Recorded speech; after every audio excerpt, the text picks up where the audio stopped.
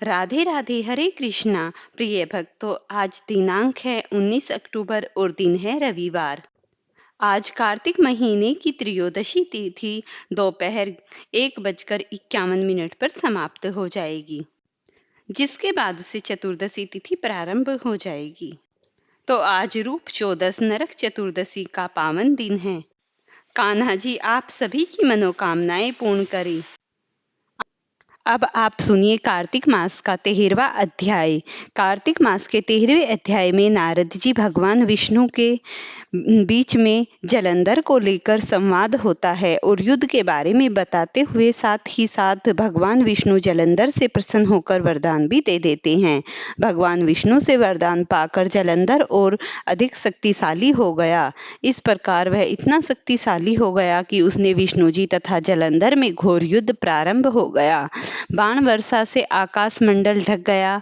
तब विष्णु भगवान ने अपने बाणों से जलंधर की पताका, छत्र, धनुष तथा घोड़ों को काट दिया और जलंधर की छाती में एक बाण मारा। बाण से घायल जलंधर क्रुद्ध होकर गदा को हाथ में लेकर उछाला और गरुड़ के मस्तक पर प्रहार कर उसे पृथ्वी पर गिरा दिया। विष्णु भगवान ने मदहास करते हुए अपनी तलवार से उसकी गदा काट दी। इसी बीच में जलंधर ने विष्णु की छाती में एक दृढ़ घुसा मारा। तत्पश्चात महाबली दोनों वीर अपने प्रहार से पृथ्वी को निस्तादित करते हुए बाहुयुद्ध, मुष्टि प्रहार और जंघा द्वारा मल्लायुद्ध करने लगे। इस प्रकार दोनों ने सुंदर मल्लायुद्ध प्रारंभ कर दिया। तब विष्णु भगवान ने कहा, हे दैत्यराज, तुम्हारे पराक्रम से मैं अतिशय प्रसन्न हूँ। तुम अभिष्ट वर मांगो, जो देने के योग्य न हो उसे भी मैं तुम्हें दूंगा। जलंधर ने कहा, हे भावुक, यदि आप मेरे ऊपर अत्यंत प्रसन्न हैं तो मुझे यह वरदान दीजिए कि आज मेरी बहन अपने समस्त गणों के साथ मेरे घर में निवास कीजिए। नारद जी ने कहा, विष्णु भगवान, ऐसा ही होगा। ऐसा कहकर समस्त देवता और लक्ष्मी के साथ जलंधर की पुरी में गए। जलंधर देवता के साथ स्थान पर दानवों को बैठाकर फिर पृथ्वी पर लौट आया। देवता, गंधर्व तथा सिद्धों के पास जो श्रेष्ठ रत्न थे उन सबको अपने वश में करके सागर पुत्र जलंधर आनंद पूर्वक निवास करने लगा।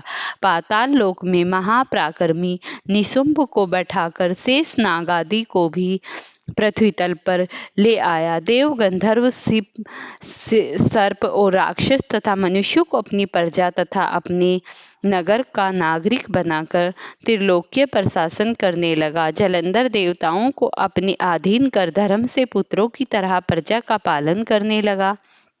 जलंधर के शासनकाल में उसके राजा का कोई भी प्राणी रोगी, दुखी, निर्बल तथा दीन नहीं दिखाई देता था। वह धर्म पूर्वक शासन करता था। नारद जी ने कहा, इस प्रकार जब वह नियम और धर्म पूर्वक पृथ्वी पर शासन कर रहा था, उसी समय में भी एक बार लक्ष्मी जी द्वारा सेवित विष्णु भगवान के दर्शन की अभिलाषा से वहां पर पहुंच गया और जिस प्रकार मैं विष्णु जी के साथ उनके दर्शन कर रहा था, तब मैंने वहां पर जलंधर को देखा। इस तरीके से आज के इस अध्याय का समापन यहीं पर हुआ। अब आप तुलसी माता की पौराणिक कथा को सुनिए। किसी नगर में एक बुढ़िया और बूढ़ा व्यक्ति रहा करते थे।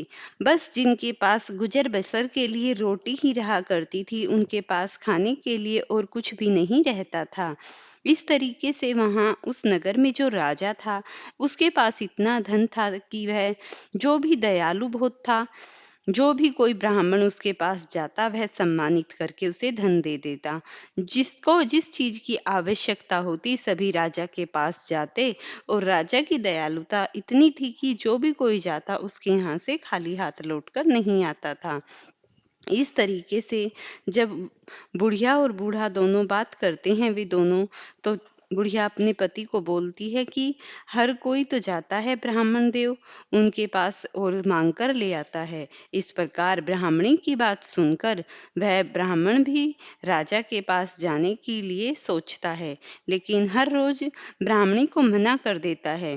ब्राह्मणी इस बात पर अड़ गई कि नहीं, आज तो मैं तुम्हें राजा के पास भेजकर ही रहूंगी। जैसे तैसे कर कर ब्राह्मण बूढ़े ने अपना हाल समझा और ब्राह्मण उस राजा के पास पहुंच ही गया। राजा के पास जाकर कहने लगा कि हे राजा, तुम सभी को जो भी कोई ब्राह्मण आता है दान देते हो, लेकिन मुझे ऐसा दान नहीं चाहिए। मैं जो दान चाहूंगा, मुझे वो दान चाहिए जो आप पसीने की कमाई से कमाकर मुझे 4 पैसे दे दीजिए। इस तरीके से वह राजा कहने लगा, मैं तुम्हें कल दान दूंगा। तो बूढ़ा ब्राह्मण अपने घर आया और अपनी पत्नी को कहने लगा कि मैं आ गया हूँ। वह बोली कि तुम आ गए, राजा ने तुम्हें कुछ दान नहीं दिया? वह कहने लगा, नहीं, राजा ने मुझे कुछ दान नहीं दिया, राजा मुझे कल दान देंगे। उधर राजा ने बहुत फटे टूटे कपड़ों में भेष बनाया और बहुत बेकार सा भेष बनाकर अपनी पत्नी से कहने लगा, मैं कहीं अपने पसीने की कमाई से 4 पैसे कमाने जा रहा हूँ। एक बूढ़ा ब्राह्मण मेरे पास आया था, उसने कहा कि मुझे जो धन चाहिए वो धन चाहिए जो तुमने अपने पसीने की कमाई से कमाया हो। उधर राजा की रानी को तो ये बात लग गई। वह कहने लगी कि हे स्वामी, मैं भी तुम्हारे साथ चलूंगी। तो राजा की रानी ने एक फटी टूटी बहुत बेकार सी साड़ी बांधी और राजा के साथ निकल पड़ी। इस तरीके से वे बहुत दूर दूर जाने के बाद एक लोहार की बस्ती में जा पहुंचे और वहां जाकर कहने लगे, कहीं मुझे मजदूरी का काम मिलेगा? तब उस लोहार ने कहा, हाँ भाई, मेरे यहाँ काम मिल जाएगा, लेकिन उसके लिए तुम्हें करना क्या होगा? तुम्हें यहाँ पर थला जलानी होगी। जब आग जल जाएगी फिर तुम्हें थला पीटना होगा। राजा बात मानकर उस लोहार की राजी हो गया और उसने काम करने के लिए हाँ कर ली। और फिर उस लोहार ने रानी की ओर देखते हुए कहा, तुम्हें धो भरनी होगी, पानी लाकर तुम्हें धो भरनी होगी और फिर कोयला लाकर तुम्हें भट्टी में झोंकना होगा। इस तरीके से लोहार ने कहा, मेरे यहाँ पर ये काम है, इस काम के बदले मैं तुम्हें 2-2 आने दूंगा और अगर काम पसंद आए तो रुको और नहीं तो अपने घर की ओर निकल पड़ो। राजा खलाद ठोकने लगा, लेकिन उससे काम ठीक से नहीं हो पा रहा था। लोहार कठोर वचनों में राजा से कहता कि ठीक से काम करो। राजा जैसे तैसे करके उस काम को करता। रानी भी कुएं से भरकर पानी लाने लगी और पानी लाते लाते कुएं से रानी के हाथ में फपोले पड़ गए। इस तरीके से कुएं से पानी लाकर रानी ने धो को भर दिया और फिर कोयले लाकर भट्टी में झोंक दिए। इस प्रकार कोयलों को झोंकते हुए रानी के हाथ और रानी का पूरा बदन कोयलों से काला हो गया। फिर कोयले झुकने के बाद भट्टी में आग सुलग गई। आग सुलगकर उसमें जो लोहा पड़ा था वो पिघल गया और फिर उस लोहे को पिघाल कर उस लोहार ने राजा के पास जाकर रखा और फिर कहने लगा, इस पर धीरे धीरे घन मारना, ये घन मारने से सीधा हो जाएगा। इस तरीके से जो राजा घन मार रहे थे, घन मारते हुए राजा से ठीक से लग भी नहीं पा रही थी चोट, कभी इधर कभी उधर। इस तरीके से जब राजा घन पीट रहे थे तो लोहारिन अंदर से बड़बड़ाती हुई आई और कहने लगी कि तुमने ये कहाँ से नौसिखिए नौकर राख लिए हैं? फिर वह कहती है लुहार से, लुहार की पत्नी, की ये कैसे नौकर राख रखे हैं, ये तुम्हारा सदगाम बिगाड़ देंगे। इस तरीके से राजा रानी सारी बात सुनते हुए अपना काम पूरा मन लगाकर करते रहे। घन पटकते पटकते राजा का पूरा शरीर पसीना हो गया और सांसें तेज तेज चलने लगी। उधर रानी भी पानी भरते भरते, कोयला झोंकते झोंकते बिल्कुल थक कर चूर हो गई। शाम होने के बाद राजा और रानी को लुहार ने 2-2 पैसे दिए, जिससे वे बहुत ही खुशी हुए और खुशी होकर दोनों अपने महल की ओर निकल पड़े। आज उन्हें पता चला मेहनत की कमाई कैसी होती है। राजा ने उन 4 पैसों को निकालकर अलग रख दिया और फिर उस ब्राह्मण को अपने महल में बुलाया और फिर राजा ने सम्मानित करते हुए उस ब्राह्मण देव को वो 4 पैसे दे दिए। उन 4 पैसों को लेकर वह ब्राह्मण खुशी खुशी होकर अपने घर की ओर लौट पड़ा।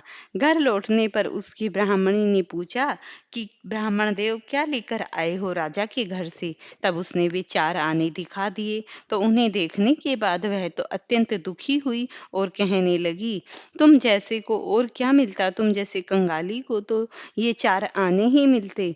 और उसने गुस्से में झुंझलाकर उन पैसों को पटक दिया और गुस्से में जाकर क्रोध से अंदर कमरे में लेट गई। जैसे ही वह अंदर लेट गई, तब वह कहने लगा ब्राह्मण देव कि जब गुस्से से उठेगी तो शायद उठा लेगी। उसने उन पैसों को उठाकर तुलसी जी के क्योरे में रख दिया। इस तरीके से रूठते मनते हुए 4 दिन बीत गए और 4 दिन के बाद तुलसी जी में जो पैसे रखे थे उन पे हर रोज बेलपत्र फूल चढ़ता और वो पैसे दब गए और कुछ भी ये ब्राह्मण और ब्राह्मणी को ज्ञात नहीं रहा। कुछ समय बाद उन 4 पैसों के दबने के बाद तुलसी के क्योरे में 4 तुलसी के बहुत ही सुंदर पेड़े पौधे उग गए। जैसे ही तुलसी के सुंदर पौधे उगे तो ब्राह्मणी ने देखा कितने सुंदर पौधे हैं, तो वह नित्य प्रति उनमें जल देने लगी। इस प्रकार 4 महीने के बाद तुलसी के पौधे से फूल आ गए और उनसे सूखकर जब वो झड़ते तो मोती बन जाते। ब्राह्मण और ब्राह्मणी ने पहले कभी मोती देखे नहीं थे, लेकिन वो मोती इतने झड़ जाते कि पूरे घर में फैल जाते। इस प्रकार दिनों के बीतते हुए एक दिन एक सब्जी बेचने वाली ब्राह्मणी के घर में आई, लेकिन ब्राह्मणी को सब्जी चाहिए थी, फिर भी उसने इनकार कर दिया क्योंकि उसके पैसे सब्जी खरीदने के लिए नहीं थे उसके पास। तब वह कहने लगी कि तुम मुझे ये चमकदार मोती दे देना, मैं तुम्हें सब्जी दे दूंगी। लेकिन ब्राह्मणी तो मोतियों के बारे में कुछ जानती ही नहीं थी। वो सब्जी वाली समझ गई और उसने मोतियों के बदले उसे सभी सब्जियां दे दी। इस प्रकार से नित्य प्रति उनका तो ये कार्य ही हो गया था। वह सब्जी वाली आती और उसे सब्जी दे जाती और मोती ले जाती। इस तरीके से ब्राह्मणी इतनी प्रसन्न थी कि इन मोतियों के बदले मुझे सब्जी मिल जाती है, और सब्जी वाली प्रसन्न थी कि इन मोतियों के बदले में मुझे सब्जी देते ही न जाने कि हजारों के मोती मिल जाते हैं। इस तरीके से कई महीने बीत गए। वहीं उस राजा के दरबार में कई हंस थे। राजा का नित्य प्रति का यही कार्य था। जब हंस मोती चुग लेते तभी वह भोजन किया करते थे। फिर राजा उस ब्राह्मण देव से कहने लगा कि इतने करोड़ों के कीमती मोती तुम्हारे पास कहाँ से आए?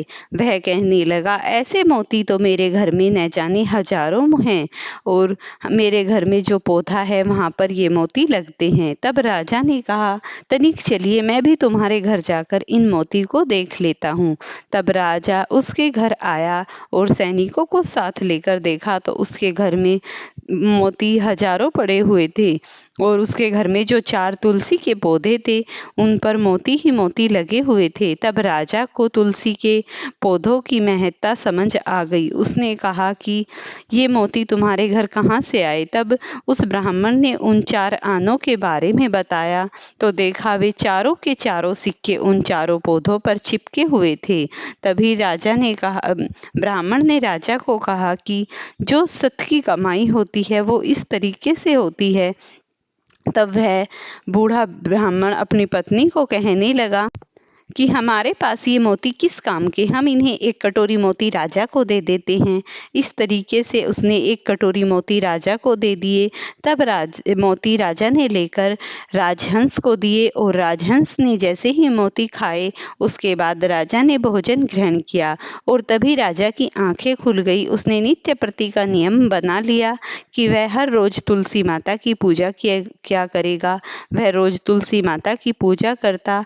जो भी भक्त कार्तिक के महीने में तुलसी माता को धूप दीप पूजा करता है, अर्घ्य देता है, उसके समस्त प्रकार की मनोकामनाएं पूर्ण हो जाती हैं और तुलसी माता का आशीर्वाद प्राप्त होता है। इसीलिए तुलसी माता की महिमा अलौकिक है। प्रेम से बोलिए तुलसी माता की जय। अब आप तुलसी माता की आरती सुनिए। जय जय तुलसी माता, सब जग की सुखदाता वरदाता।